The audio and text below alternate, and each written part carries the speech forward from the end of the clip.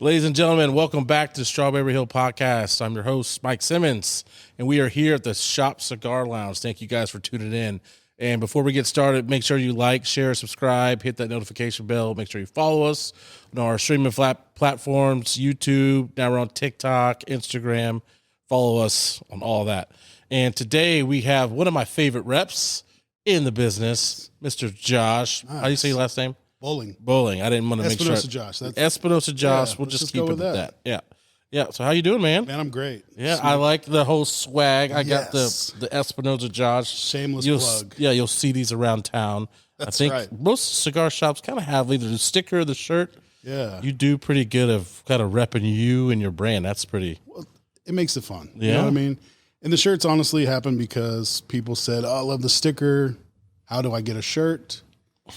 And so, yeah, we made a few shirts. Want to do all this to get the brand and the shirt and all that stuff? Espinosa Josh brand? Yeah. So a really cool guy that I met at an event, he does T-shirts and all the accessories and stuff. He made me the sticker, the face. And I was like, man, that's awesome.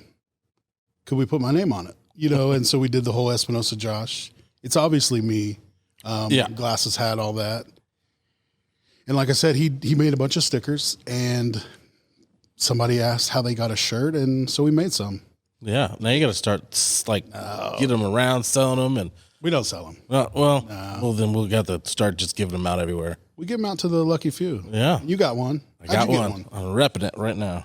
You said what? How'd you get one? How'd I get one? I just found it. Some homeless guy was walking down the street, and I was like, hey. It was that good one. I know that guy. It was that good one. Yeah. So you are a cigar rep for Espinosa Cigars. That's right. And so tell me a little bit about Espinosa Cigars. So a lot of people still consider it a boutique brand. Eric Espinosa has had a company for over 12 years now. He's a former sales rep, kind of went that path. Just decided one day he wanted to do it on his own, for his own, and started a former company, EO Cigars. He was in business with Eddie Ortega. That disbanded as, you know, through growth and all those things happened. And then just kept it going as Espinosa Cigars. He basically started it with his son, Eric Jr., and they kind of took off. And 12 years later, we have 5 in-house reps, bunch of brokers, and pretty much taking over the world. It's been around for 12 years. Yeah, absolutely. So what cigars are there? Because right now we're smoking the Laranja Escoro. Or Laranja, whatever. Laranja. I like the little spice in it. Go ahead. Laranja. Go ahead, do it. That's how I'd say it. So so the Laranja series features Brazilian tobaccos, which are awesome. I love them. This particular one is Brazilian Mata Fina. Say that one. Mata Fina. Yeah. So that was a good one. But we also have the 601 series, which is my favorite. 601 Blue, Connecticut Broadleaf, 601 Red, Natural Shade Habano. There's a green, which is a Oscuro colored Habano, bold and spicy. And then the Powerhouse 601 Yellow, La Bamba. La Bamba. Yeah. That's one that comes in like the cool, like the box that's a bomb or that's. It's got the little pigtail that looks like a fuse. Yeah. But then a branch from that, we also do the La Bamba Warhead. We're getting ready to release Warhead 10 next month at the show, the trade show. You coming? No. I need money first. That was a hard no. I need money first. Unless you're paying for my way to get there. Next question. Exactly. Yeah. I'm still year 1. So I'll get there. Yeah, so we'll see you next year then. The year after that. We also do the Espinosa branded ones like the Espinosa Crema, which is a great Connecticut, Ecuadorian Connecticut, the Habano. And then we just started doing the Sumatra like probably a month ago. Yep. And I believe you have that one. That one's done wonderfully. I have almost everything. Yeah. You have a great selection.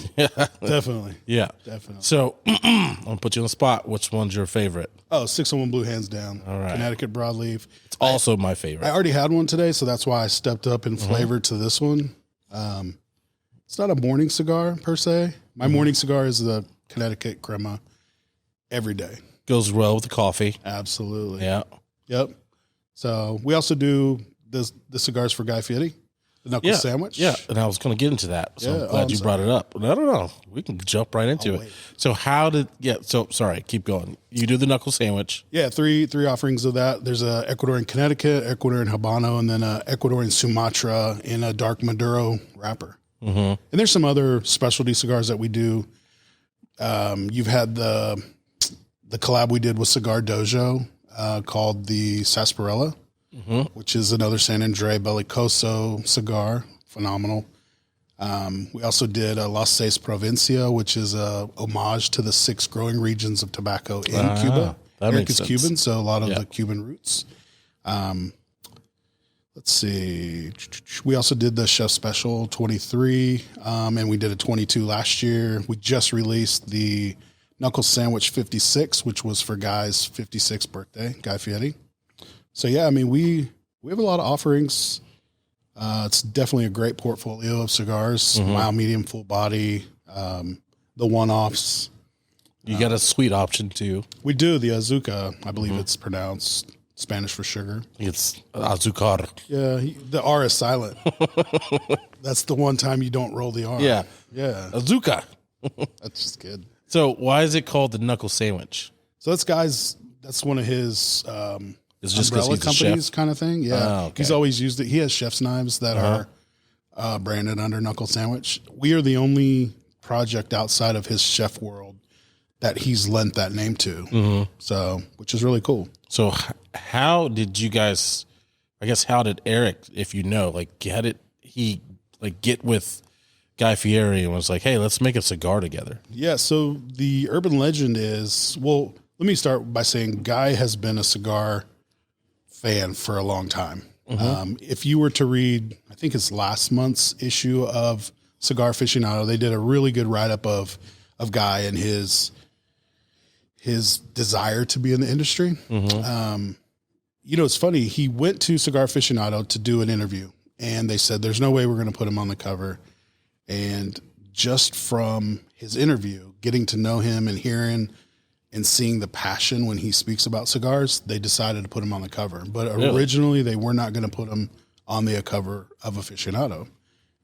Obviously, he made it, and he's on there. But in there's a really good article about his long time love of cigars, and he had always wanted a brand, and he had approached Eric about doing it, and Eric turned him down. Eric said, celebrity endorsed cigars, they don't really Normally work. don't work. You know what I mean? Because they get lent the name, and then there's no follow through. There's no real passion to, reach people regarding the cigars. So, they had their own deal about what was expected, and Guy's been really good. Anytime the Food Network films in certain cities, they always do events. Whoever has Knuckle Sandwich or who does really well numbers with Knuckle Sandwich, they do an event. They were just in Indiana somewhere doing one last week.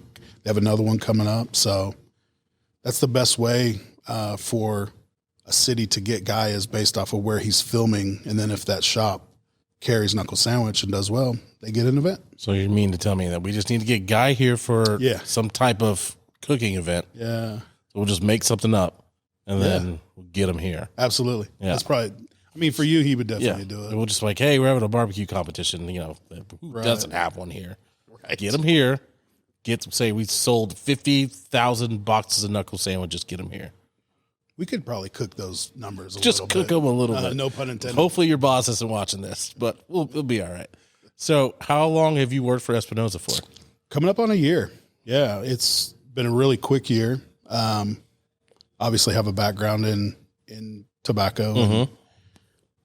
I don't want to jump ahead of your questions, but yeah, get into it because it's coming. So I used to own a shop in North Carolina, and we did a really huge event with Eric, and I was a fan before that. I smoked 601 Blues before I owned a shop. Eric came to town and did an event for us, and it was a huge event, very successful. We became friends, and anytime he would come to Kansas City, after I moved back from North Carolina, kind of kept in touch, and then he offered me the job. Wanted to know what I thought about working the brand in this area. And it was truly the dream job. I get to rep a brand that I love and work with guys that I respect. And it kept me in my home territory. So that was really cool. So how many brands have you repped for? Because aren't they like all on your arm? Not all of them. Most of them.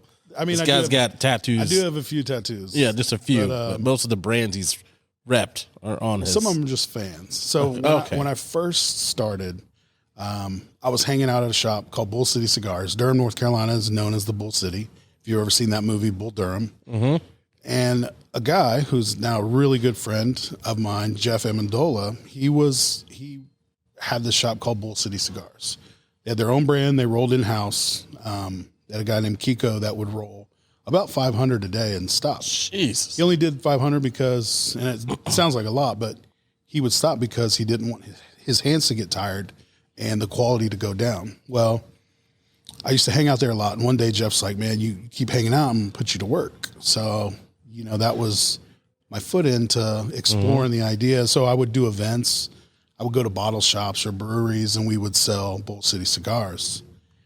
And then Jeff and I kind of developed our relationship, and through, changes like anything, we kind of partnered up on changing it from Bull City to Amendola Family Cigars, which is his last name. Grew the business, grew the shop, and I had moved away. I moved to Texas from North Carolina to be a broker. Plus, it put me closer to home. Norma was closer to her family, my wife, This is North Carolina now? No, we're moving to Texas. Texas. So that's when I started to be a broker, and I was brokering for Jeff for the Amendola line, as well as some others, Valakari Cigars, they've rebranded, and they're really doing some big things now. Guy named Nimmer. Shout out to Nimmer. Yeah, I've got his house cigars. Oh, you do? Yep. Nice.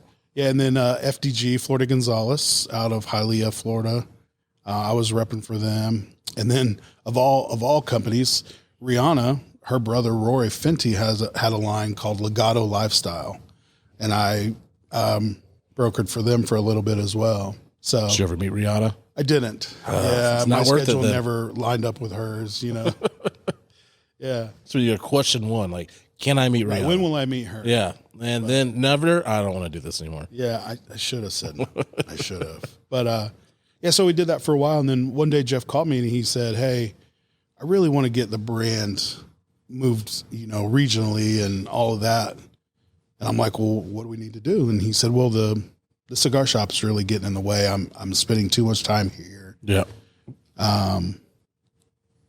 It kept him off the road, basically. So I was like, "Well, what are you thinking?" He's like, "Well, I want to sell it and get out from under the shop." I'm like, "All right, well, how can I help?"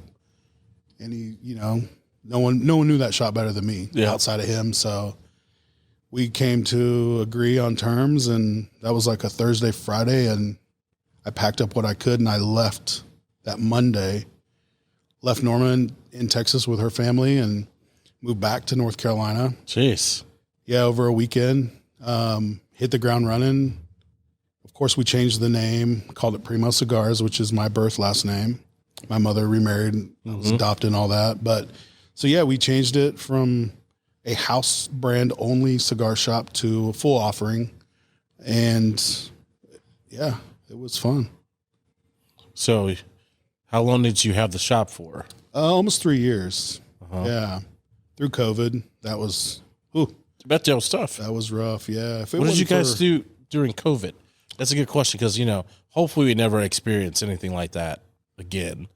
But that's an odd time because, especially if you are a cigar shop, you need people to come and buy your product and sit in the lounge. And Truly. Well, the other thing, too, is Durham had the mayor was very strict on the rules to where the point, I'm sure you've heard of people having to travel with a piece of paper that made them essential or not. Durham was like that. Luckily, there was a grocery store across the street. So all of our, clientele that would come just said, well, I'll park over there. And if anything happens, if a cop had approached them, they would just say that they were at the grocery store. But we never had that problem. We had a bunch of members that were awesome. We even offered if any of them wanted to put on hold their membership, they could, and none of them did. So memberships and the people who would sneak out to buy cigars really kept us afloat during that time. But it was definitely scary for sure. Yeah. So you had the shop for 3 years. And so tell me about the shop. Like, what kind of shop were you? Were you just like a grab and go shop? Were you like a... So I wish we were. We were probably 80% primarily members who hung out for a good period of time. And maybe even more than that. I would say maybe 15% or less was grab and go clientele. And we were the only shop in Durham. Mm-hmm. There were a couple like Total Wines and places like that you could get cigars, but definitely not the stuff that we carried, which was good.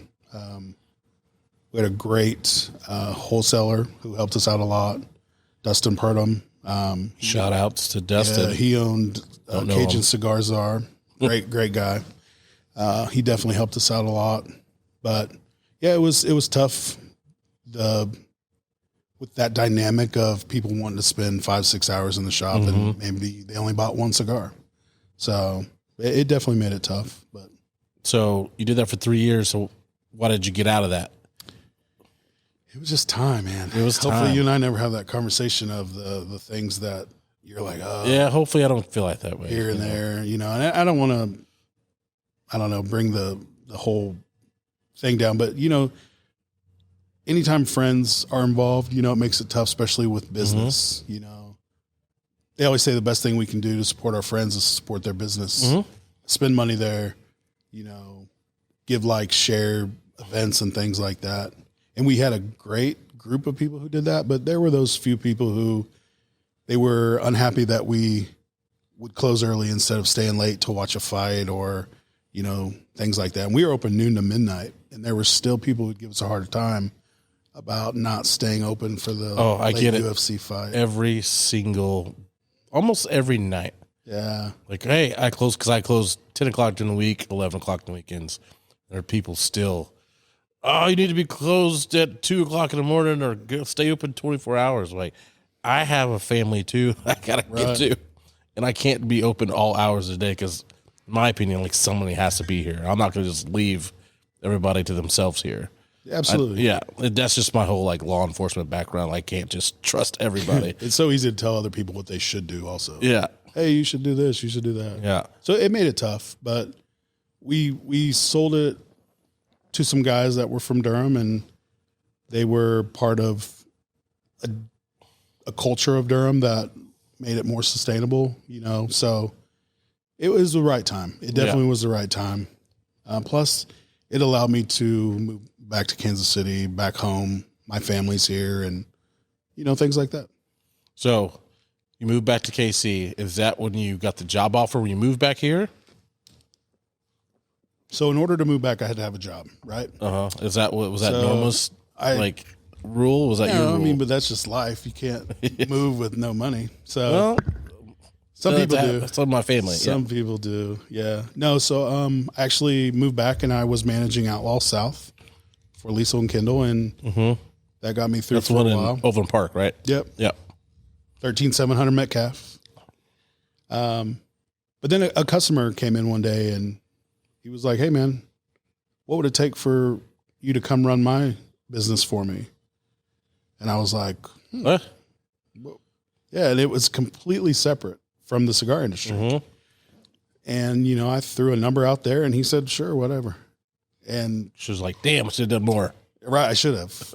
But, it was a weird time that I was working nights and weekends. And, I mean, let's be honest, even something that you love, it strains you a little bit from time to time. And I was like, wow, that's a lot of money for working Monday through Friday, 7 to 3:30. And he's a great guy. And so I did. I left the cigar industry and I went to do that, not knowing anything about his industry, but I knew people and I knew how to manage tasks and things like that. So I did it. And I was working for him when Eric offered me the job. Gotcha. Eric came to town. So we didn't even carry Espinosa at Outlaw when I worked there. They were at the trade show in Vegas one year, and I get a call from our area manager, if you will, and he said, hey, you know Eric Espinosa? I said, yeah. He's like, why didn't you ever tell us that? I said, I don't know. I'm not a name dropper. It's not part of my resume. So why do you ask? He's like, well, we're up here in their booth, and somebody mentioned Overland Park, and Dustin, who I mentioned earlier, said, yeah, that's where Josh works. And so Eric told Liesel and Kendall that he knew me and all that. Next thing you know, they're like, give us 10 cigars that we should bring in. We brought them in. And that made Eric's and I's relationship, even stronger. And he was here in town for the draft party. And that's when he let me know he was in town and to come hang out with him. And that's when he offered me the job. But I was working at this. The draft party this year or back then? The one we just hosted in Kansas City. You didn't bring him in here? Well, I mean, I wasn't, I wasn't in the industry. We'll get to that. We'll get to that. Industry. You're good. Yeah. So he offers you the job. Yeah, and I took it. Yeah, I mean, it sounds like it was your dream job opportunity. It really was. Yeah. And so you quit your job, go to Espinosa. And so tell me how, I guess that transition is like, now you're a cigar rep. So what entails being a cigar rep? Like, what exactly do you do? Like, you just So say stressful. like, hey, it's so hard. it's like nobody get into it.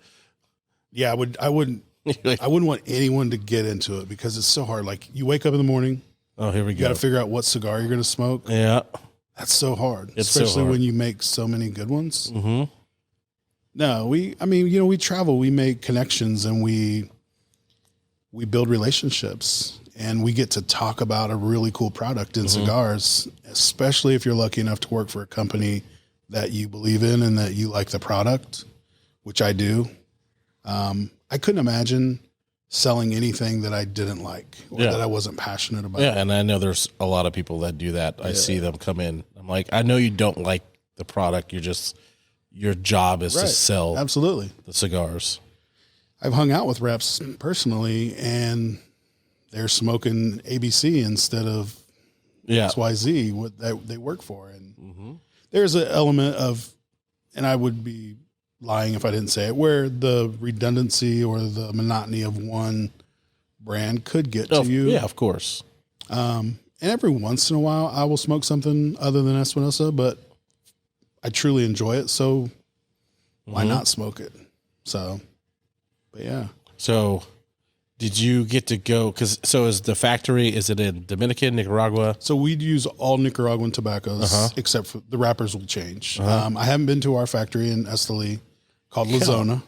Eric, get on it. Yeah, I would love hopefully to. he's listening to this. I don't know if he is, but I'll even pay my own way. Like, get Josh down there. That's how bad I want to go. So he can visit, and then he needs a companion, and he needs someone to Security detail. security detail. I'll take care of that. Yep. And then if he's paying for your way, he's got to pay for the security way. Absolutely. So you don't have to pay for your way. We'll get him to do it. All right. Yeah. And then of course we need a video, Right. The video everything. So we'll get like the whole crew down there. 10 or 12 people. Just maybe we'll 10 or probably 12. need 10 or 12. Minimum. Yeah. So, so you've never been to Nicaragua? I have not. I've been to the DR. Jeffrey and I went down to the factory once. I skipped over all that, but once he made a decision to expand his brand, the one roller wasn't really enough anymore. And he made the decision to. Oh, he had one roller. Yeah. Kiko did everything, the bunches, the blending, the wrapper, everything. Which was really cool because. So we're talking about Jeff now. Yep. Gotcha. Back during the Bull City days. But so I had opportunity to go down to the Dominican with him. We got to see the factory, and that's where he let me blend one cigar that we called the Primo, Box Press Primo. Yeah. So that was really cool. So I have seen factories. I've That seen how hard cigar's they work. named after you, right? It was, yeah. So, and then we continued it on once I had bought the shop. But it was branded under the Amendola line first, and it was called the Primo, which was my cigar, which was really cool. The process, seeing it and doing it, and it was really cool. Yeah. And news alert for people that go to the shop, we are soon working on making our own cigar with Espinosa. So coming soon, hopefully. I don't want to jump ahead and jump to conclusions, Put but it out there, yeah. we're It'll trying be a to cool work on it. process for you. Yeah. It's truly remarkable to see how hard they work down there and how good they are. Like each rolling I guess they have pairs, one does the bunch, the other one does the finish work on it, and just seeing how hard they work and how many cigars they do, it's really remarkable. Anytime somebody could go to a factory and do a factory tour, it's well worth it. Yeah, I think a lot of people don't understand or don't know that most cigars, not all, but most cigars, like these are made by people, and like there's so many hands that have dealt with this one cigar, like from the rolling, the cutting, everything, like people cutting the tobacco. There's so many people that are dealing with just this one cigar. And very true. Yeah. Seed to smoke. Seed to smoke. Exactly. It's a really cool process. I think, what was it? Southern Drawl did a cigar called 300 Hands or something like that. That makes sense. Just, to give, an homage, so to speak, to all the people that deal with it. It's definitely a fascinating process for sure. Yeah. So you're originally from Case. Are you originally from KC? Kansas. Yeah, from Kansas. I grew up south of Lawrence. Definitely not a KU fan. Sorry, everyone. South of Lawrence, where at? Yeah, in a town called Ottawa. Ottawa. You grew up in Ottawa? Small university down there. Yeah. Yeah. So is that like your family's from there? Everybody's from there, or they just kind of moved my up there? mother, she's from Topeka. I was born in Oklahoma City, so I'm a boomer sooner. Oh, here we go. Yeah, that's the wrong. I thought you were like into it. Gonna go like K-State, but then it went way south. Although I look good in purple, I just can't do it. What? Yeah, I'm sorry. Well, at least you don't like KU. I'm not a biggest KU fan because I went to K-State. So. Oh, you did? Yeah. Yeah. But boomer sooner, huh? That's right. So you grew up. Well, we'll get past that. So grew up in Oklahoma, or I was born in Oklahoma. Born in Oklahoma. I grew up in Kansas. Yeah, my mother's from Topeka. Gotcha. And settled us there. As an infant, I had no choice. So. So how long did you grow up in Casey, or not Casey, but in Kansas? Ottawa? Yeah, my whole life. And then so you moved from here to North Carolina, to Texas, as an adult. I was in my late 20s when I finally left Kansas, and that was hard. Was it though? It was really hard. Leaving Ottawa? No, because as an adult, I lived in Overland Park. Okay. Places like that. I didn't live in Ottawa my whole life. It's like nothing against Ottawa. But shout out Ottawa, Kansas. USD 290. All right. So, and then you move back here, then all this and everything. So I guess you worked at Outlaw. I did. And you were a store manager. Yeah. So was that different from going to be the store manager now than owning your own shop? Well, yeah. In a sense, any job that I've ever had, I've done it the way I would think the owners would want it done, big corporation or not. Mm-hmm. I've always taken employment very seriously. I learned that from my mother, who worked for Honeywell for 39 years. Shout out to Mom. But no, so it was one of those things ingrained in me, whether it was mine or somebody else's, I was going to give it everything I had. Yeah. And we had a great team at Outlaw. There was a lot of good guys, a lot of knowledge, and people worked. They truly worked. Yeah, they've been around for a while. They're one of the big boys. Yeah. Yeah. Shout out to Outlaw. I'm well known everywhere. Yeah, Outlaw's a great place. If you don't come here, you can go to Outlaw. There's plenty of other cigar places too, so Definitely. Shout out to them too. Kansas City has a great cigar market.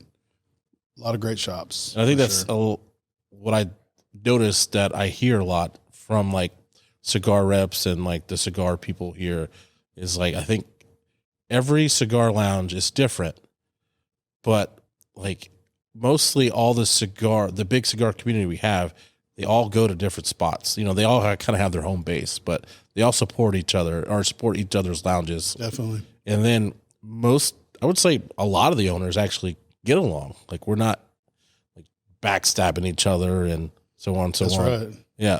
It's crazy because it happens too. I won't mention where, even if it's in my territory, but just that I have heard stories of some pretty sketchy, just really bad. Things you wouldn't think you would do to other people, other businesses, but it's happened. I can say when we had our shop in North Carolina, the 2 or 3 shops that were around us, we all called each other looking for cigars for customers. It was no problem calling one of the other stores and saying, hey, I have somebody here looking for this. Do you have any? And vice versa. It always happened. So, yeah, it's part of business. I get it. But you kind of wonder why it happens. Yeah. I mean, I get it. Would it happen sometimes just because it's business? Yeah. There's small businesses too. Like you're kind of like, I don't like to call other people competitors because we're so different, but sometimes you got to say that too. But I mean, I get it, but I try to just be like Switzerland. I'm neutral. I like everybody. Yeah. Like I get along real well with Ben. Like I'll contact him for Locatura and I'm like, hey man, I got said problem. Sure. Can they help me out? And he's like, for sure, man. So it's been a good first year getting into it. I've had some crazy stuff happen, but it's been a good year. Going on the same lines as that, like, I guess, what was your favorite part about owning a shop? The people, for sure. Whenever we would do an event and you had that few moments to like stand back and look at everyone having a good time, seeing that it was successful. Even sometimes when like we did the event with Eric, it rained really bad, but yet people were happy under, the little gazebo tents and things like that. But sitting back and looking over your event or even just your crowd on a Tuesday night, watching everyone laugh and have fellowship over a cigar. It's a really cool thing. Yeah. That was definitely my favorite thing. I haven't got to that point yet. I haven't sat back and enjoyed yet because I'm always busy, but I need to. I've been talking to a lot of people like, you got to enjoy it because definitely. Yeah, it's like, you built this, people come, people enjoy it. Like, don't stress about it all the time. I'm legit trying. I almost did it Saturday night when we had the little candlelight thing. That was great event. It was a great event. A lot more people than I thought were going to show up. So I was going to be like, I'm going to sit down and just enjoy and but I was like, I had to work because, somebody had to. Yes, somebody had to. Well, it was funny where we were sitting. I had my back to the door, which I hate. And I really never realized how busy it was until I got up. Yeah. And it was like, oh my God, there are people standing everywhere. We had every seat taken. We had to pull out folding chairs. Yeah. That still wasn't enough. I was like, holy moly. People were sitting on ottomans. Yep. Yeah. Which was a good event. I mean, that was great. We do a candlelight series. We're doing it every month. So that was our first one. We're going to try to do it once a month with like a different artist. So nice. That was cool. And then like the lighting I thought was cool. And we're going to start doing that a little bit more. Like just turn the lights off kind of, because I think if you keep the lights on at night, I don't think I could be here if you turn the lights out. With what's going on downstairs, I'm sorry, I can't. Oh, yeah. So this place used to be a funeral home. Josh is a little scared.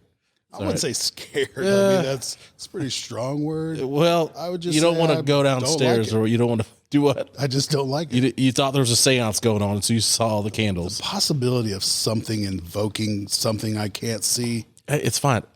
Guess, when have you ever heard of a ghost or a spirit hurting someone? No comment. Not hurting someone, killing someone. No comment. No comment. Exactly. They might mess with you. I mean, I'm not going to say I'm afraid of ghosts, but you don't want to be around one. Yeah, I mean, I don't. Yeah, I think it's normal, especially when there's other lounges with lights on and things like that. We just got that creepy factor. You come in, enjoy a cigar, enjoy good music, maybe a ghost or two. You never know. Yeah, it's just not for me. That's not good PR on my part. I have to watch scary movies during the day. Yeah. So you're not a scary movie guy. Let's cut that out. No, we're keeping that in. No, I mean, I don't mind them. I really don't. But it's when you start thinking about the possibilities, why put yourself in that situation? So you don't like scary movies at all? I'm glad we brought this up. I love scary movies. Do what? Scary movies are awesome. You just got to watch them during the day? Yeah, with all the lights on. What's going to happen after this movie? Who knows? Who knows? You think it's like, I just watched The Exorcist, I'm going to get possessed. You just can't do it. All right, so what's your favorite scary movie? Probably Scary Movie. That's not a scary movie. Yeah, that is super scary. That's absolutely not. That's like saying your favorite. You know one that freaked me out? The Sixth Sense. Okay. Well, yeah. Yes and no. It wasn't super scary, though. So it's not about scary. So I watched this video the other day. It was a mom and a daughter. I can't remember what they were doing, but then all of a sudden you see this girl's face change, right? And she said, Mommy, Grandma said hi, and she used whatever nickname the grandma used with the little girl's mom at that time when she was a little girl. And the little girl wouldn't have been alive to have heard that nickname from their grandmother, but yet she heard it. Or all right, I'm about to throw a little salt in this. Freaks me out. So why was the camera recording? They're just True. like let me just but record. I mean, there are always those situations. Well, of course, there's always, but I hate it when they're like recording it and then all of a sudden all this stuff starts happening. See, I'm putting. But I mean, she was young enough that I don't think the mom could have said like, "Hey, in 20 seconds, I want you to pretend to freak out." Maybe she was a good actor. Maybe she was a child actor. Child actor, yeah, Drew Barrymore. Drew Barrymore. Yeah, true. It's all set. You know, to come to think of it, I think it did look like her. Oh, here we go. You're crazy. Just kidding. All right, so you owned a lounge. You worked at a lounge. You're a cigar rep. What is your favorite thing about the cigar community? There's a lot. You can name a couple. I like going into shops, spending a few minutes, hours with people, shop owners, hanging out, and then going to the next one. I like being around people. I like hanging out, talking about cigars, talking about the industry. The traveling doesn't bother me at all. The windshield time, as they call it, doesn't bother me, but it truly is just being around people, talking about cigars, doing events. I love doing events. You're going to do our year anniversary event. Yes. That's coming up, guys. I know this will air before March 1st. It's our year anniversary. Straight in the City's coming. Great Mr. event. Josh will be doing our cut and light event here. No ghosts, though. No ghosts. Well, we might have a invited. few, but they'll be like downstairs partying, so no worries. Yeah. But no, yeah, that will be a good time. We're going to break out some special cigars for the deals that we're going to be doing. So definitely come out and check those out. Yeah. Sure. But yeah. so going back to like your favorite thing, I guess one of my favorite things too is it doesn't matter who you are coming in a cigar lounge. It's like everyone is on the same level.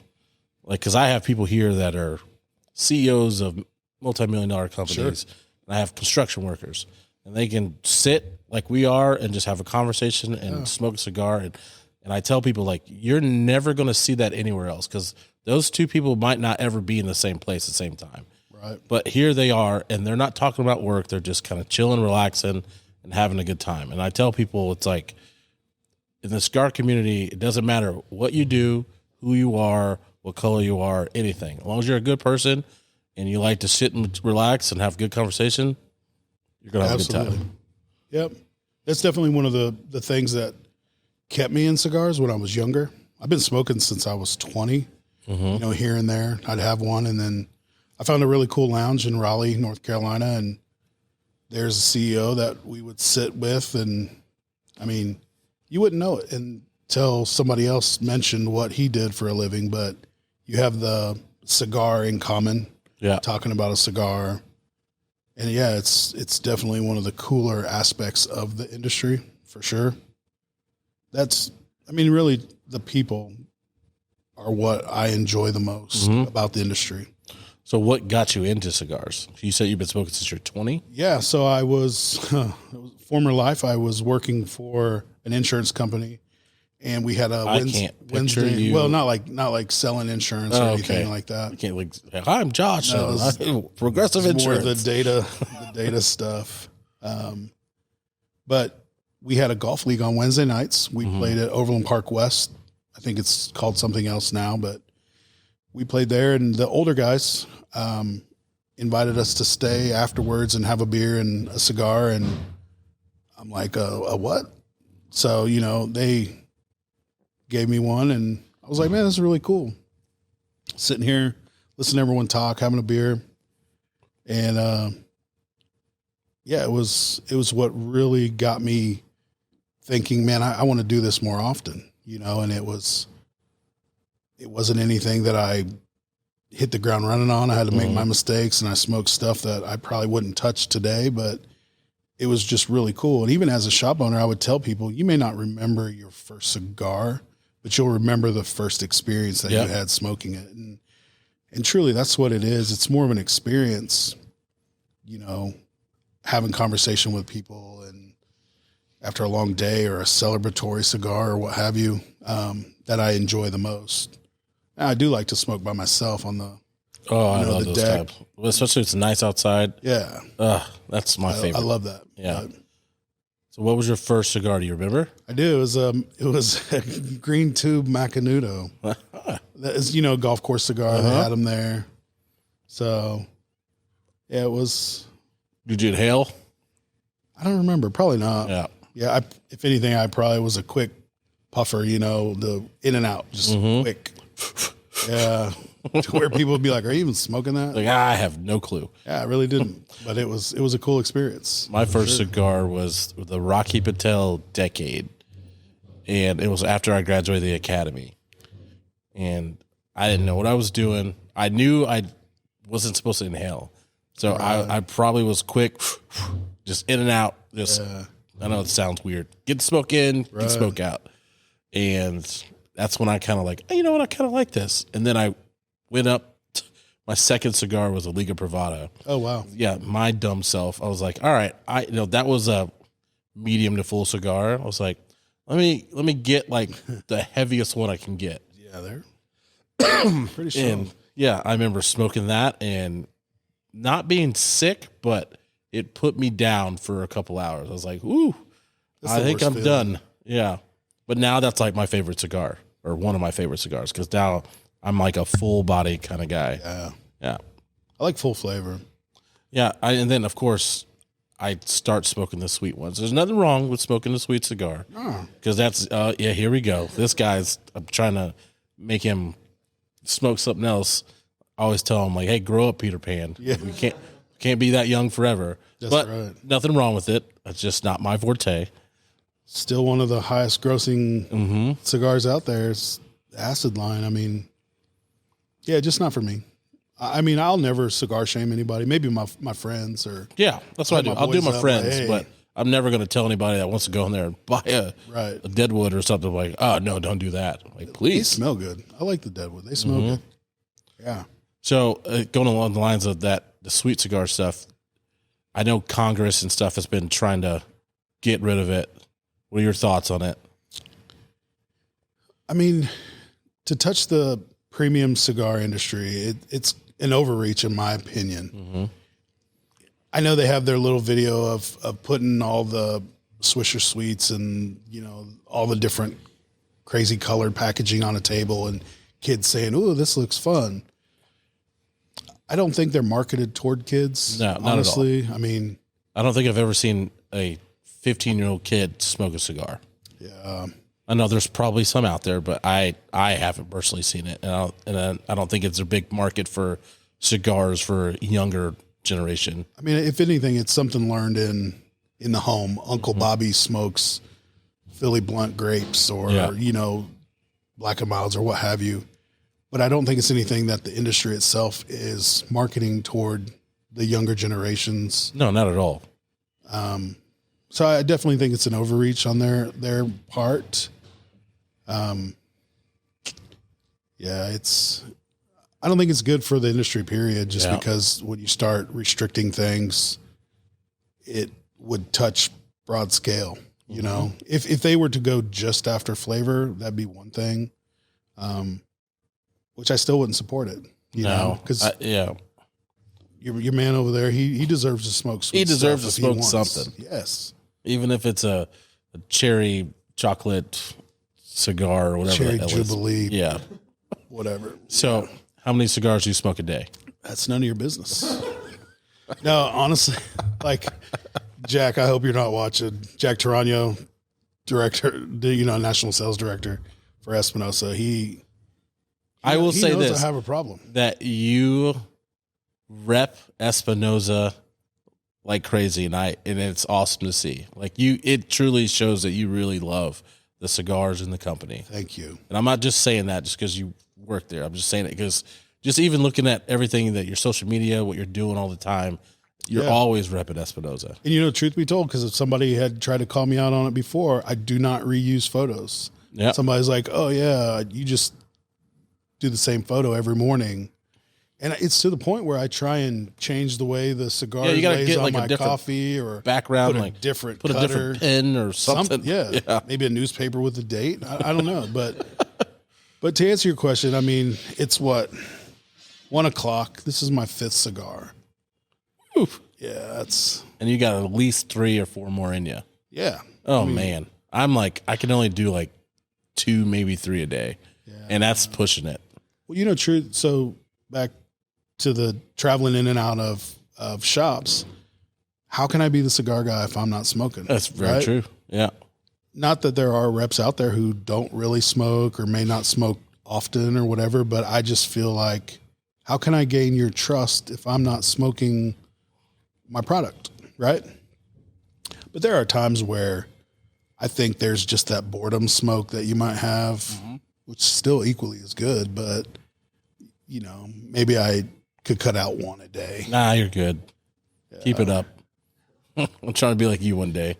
When we were at the trade show last year, we smoked from the time that we were on the trade show until, 1 a.m. Because once the trade show is done, we would go to like the casino part and meet with customers and other reps and industry people. And of course we'd be smoking, and that's where we trade off cigars a lot.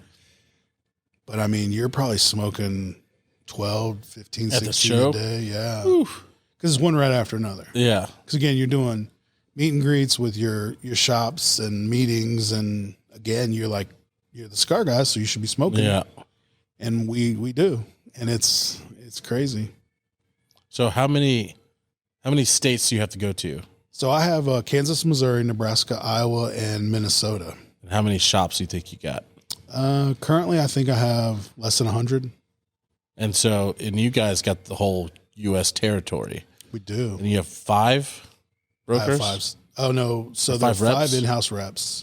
And I think we have 10 or 11 brokers. But those reps have the whole country, right?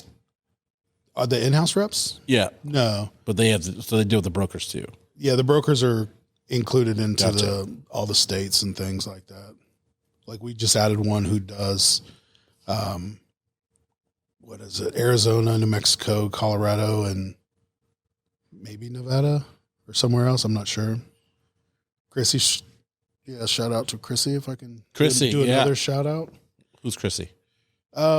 She's our newest rep. Oh, she's, shout out to Chrissy. Yeah, she's Fireball from what we hear. She's been in the industry before. Mm-hmm. She used to work for another company, left the industry, and has since come back. Everyone that said anything or seen anything about her has always been like, man, you guys are lucky to have her. She's awesome. She's going to do great. Yeah, you guys got a good company. We have some great reps. I don't know all of the brokers, to be honest, but our in-house guys are all awesome. Yeah.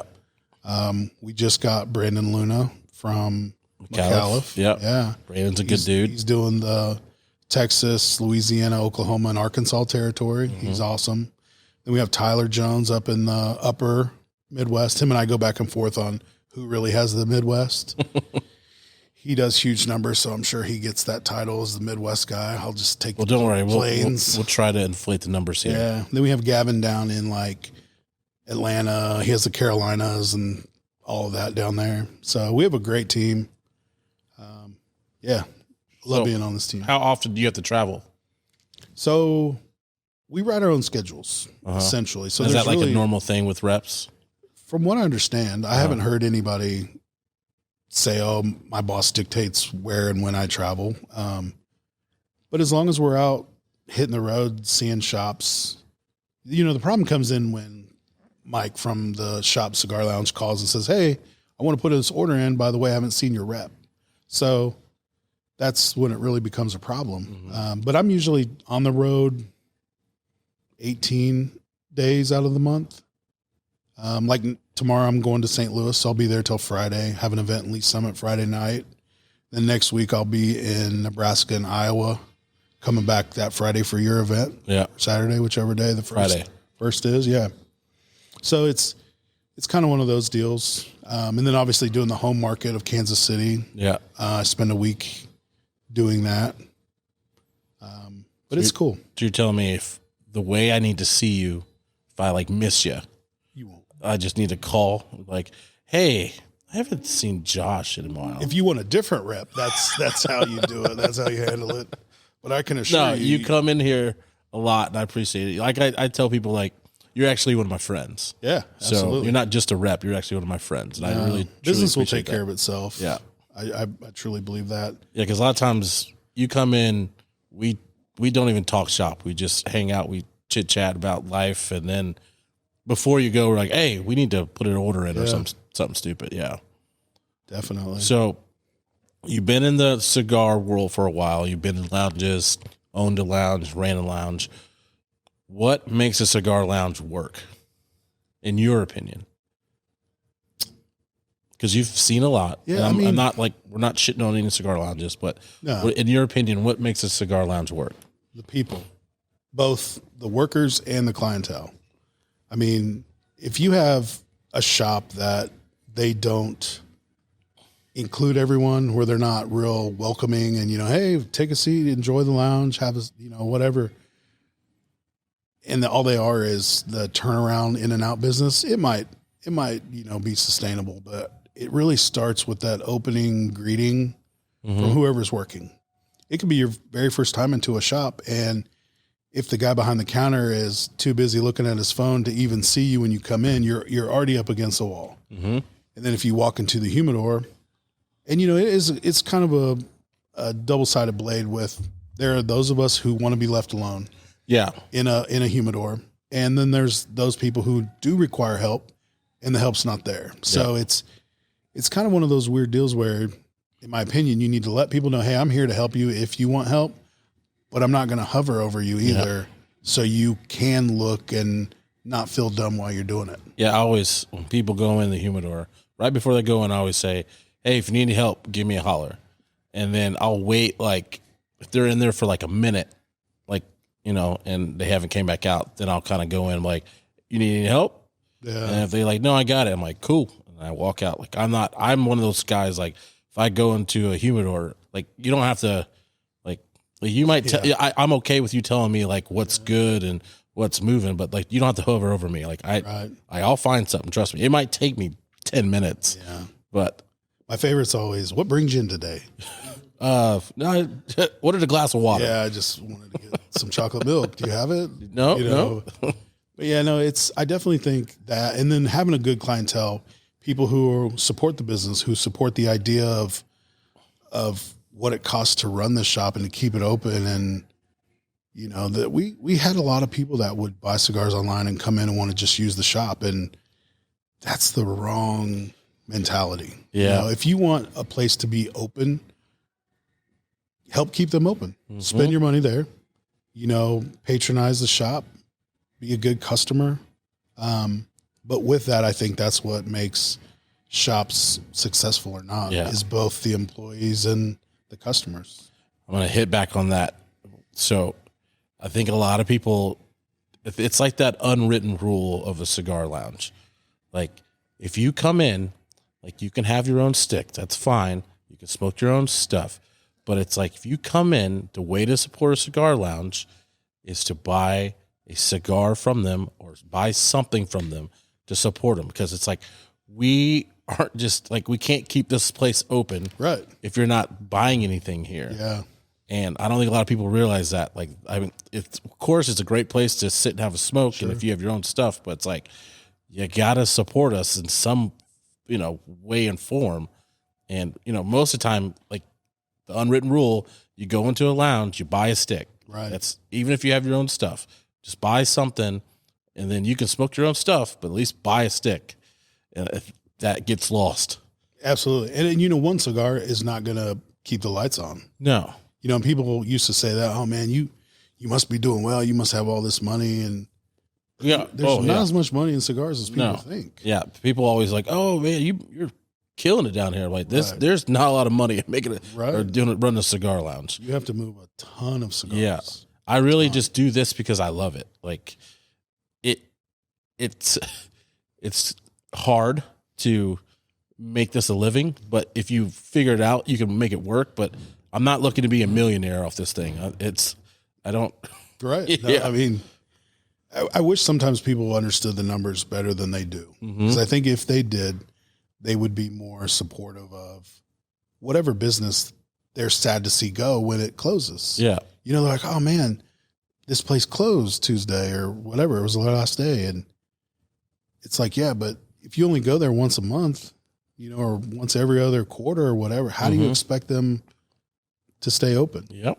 And it's really tough, but unfortunately that's part of it. And hopefully the more they put articles out there about shop etiquette and the more videos there are for people to come across, and it may be eye-opening for them to realize it takes everyone to support the shop. Everybody. For it to be sustainable.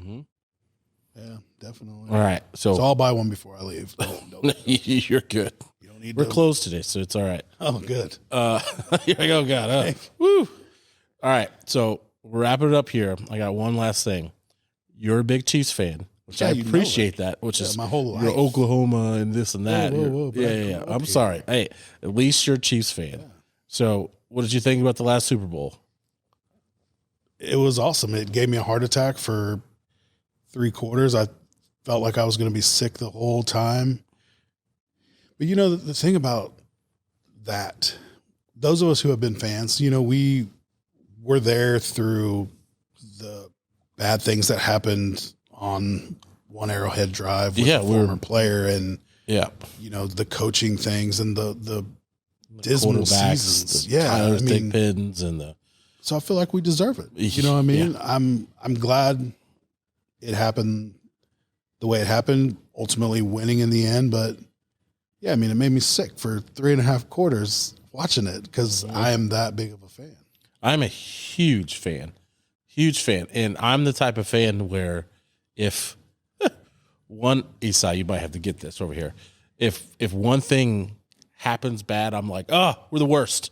Because I'm just so used to, you know, have those bad seasons and everything. But I love the Chiefs, and it's one of those things where I think we become spoiled a little bit. Absolutely. In our fandom, because we haven't got this in a long time. Sure. And now we're 4 Super Bowls in 5 years, and we won 3. Right. And now we're just like, we gotta act like we've been here before. And truly, I've made those comments before where, you know, something bad happens and I post on Facebook, well, that was a good game. And it's like in the first quarter, but it's more joking than, you know, throwing all my memorabilia out and burning my jersey and all that. I'm not there, but sometimes I get there, especially this season. This was a tough one. You know, it'll ruin my day. It will ruin my day too. I'm glad you said that. I find myself having that internal quandary of why am I letting this get to I'm me a this grown way? ass man. Right. But yeah, I'm in the corner pouting. Yep. I don't want to watch it. I've walked out of the game so many times only to come back in and be like, oh crap, we scored? That's awesome. You know what I mean? But I had to walk away. I had to remove myself because I have that angst and that whatever. But yeah, I mean, you're right. We're spoiled. But, you know, I was a Royals fan my whole life as well, going through all those 100-loss seasons. But I'm still a fan. I'm looking forward to the start of the season, and I'll look forward to the start of the Chiefs season too, whether we three-peat or not, which we will. Let's hope so. Yeah. Hopefully. Yeah, I'm one of those, going back to what you're saying.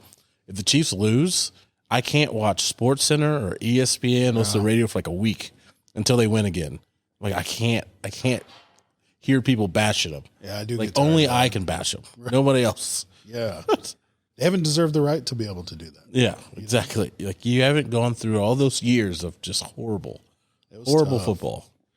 But Charles Patrick Mahomes, maybe we'll get him here. Maybe smoking an Espinosa cigar. Yeah, I did see Kelsey, a lot of them smoking cigars. That's really cool. Yeah, we're gonna have to start getting those 6-wheel Maduros and those championship parades. I like it. Go. I like it. All right, my friend. I appreciate you coming in. It's been my pleasure. Oh, yep. I don't want to hit the mic. There we go. Yeah, get one of those. Spirit fingers. Yeah, and I'm sure I'll see you again, and especially March 1st. Shout out to Espinosa. They're going to be here March 1st. Like I said, come out, see us. It's our 1-year anniversary party. I'm so happy I made it 1 year, and I'm going to try to make it a 2nd year. Just keep going. And I want to do the 10-year party. 10-year party would be great, but it takes a village. So come out, support us. If you haven't been to Shop Cigar Lounge, please do. We have live music on the weekends. We have events all the time. come and check us out. And once again, I thank you guys for tuning in and listening to us. Strawberry Hill Podcast. It's always been a pleasure. And we are out. Goodbye, everybody.